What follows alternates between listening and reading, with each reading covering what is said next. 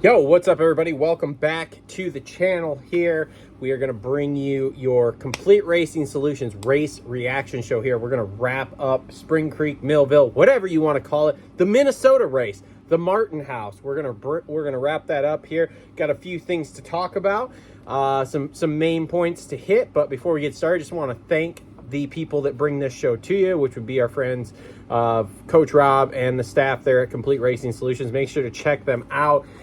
This month we're highlighting the Complete Racing Solutions website there. There's all sorts of stuff that Coach Rob bought. There's express workouts. There's workouts for kids.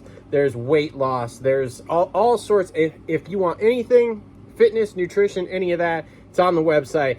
And make sure to get your energy fuel so that you can stay properly hydrated this summer.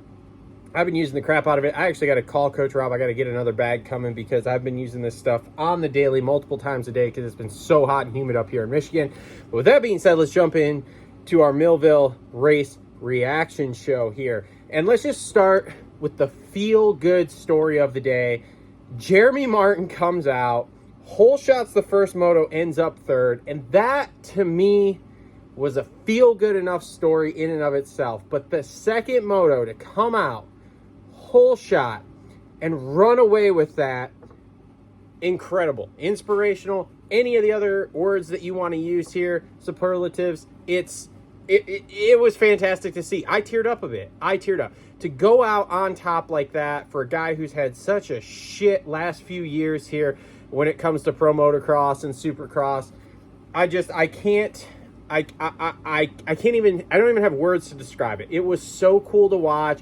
I was cheering in my living room watching it. It was fantastic. And he rode good. It wasn't like anybody let him have that. He rode great. He had it. He was feeling it. He was jiving. And what a way to go out, man. Like, literally, that was the coolest thing in the world to see. Deegan rode well for as fucked up as Deegan's leg is. That was a good comeback ride there.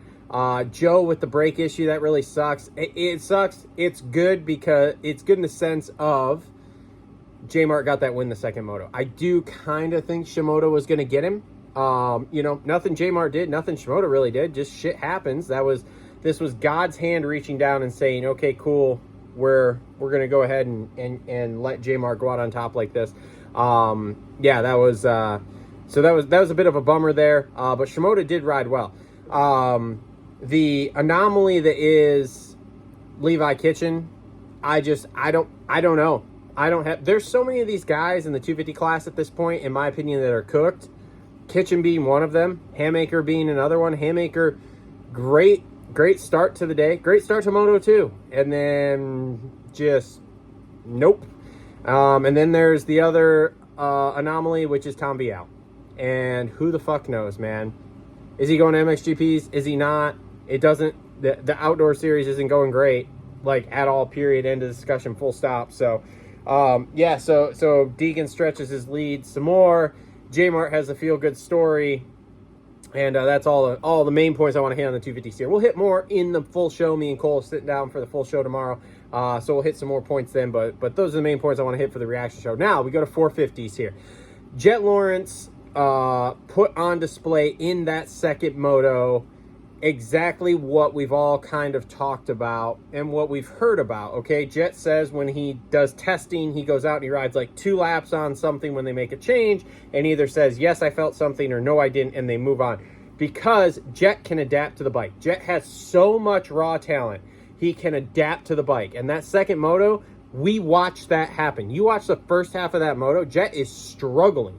Like, yes, he yanks the start. Yes, he led wire to wire. But that first half of that moto there, Hunter kept him so honest. And part of it was that bike, if you watch, was not working for Jet in a way Jet wanted it to work. However, you get to the second half of the moto, Jet's raw talent has now figured out what is happening, how the bike's working, made the adjustment, and made it work. And when you have someone like that, and you can see the dichotomy between someone who has that much raw talent like Jet Lawrence versus Jorge Prado who doesn't, it's incredible. Prado, the bike is faster, but they have to get the setup right. The bike is fast enough for him.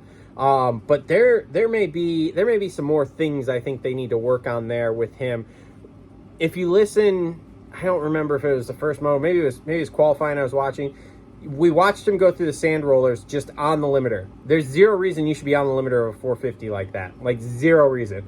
So, to see that happen there, and to hear that, and even James was like, shift that, boy. Like, that's a problem. And if he's riding the thing ringed out like that, would explain why it's probably not working, because I don't know that they've had somebody ride that bike that rings it out like that.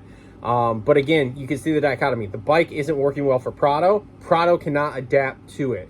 The bike isn't working well for Jet. In 15 minutes, Jet adapts to it and overcomes. It's a very interesting thing to watch, because you would think Prado would be able to do it, and he can't. And I don't think there's a lot of guys that do. Hunter's bike was working great. That's why Hunter rode so good.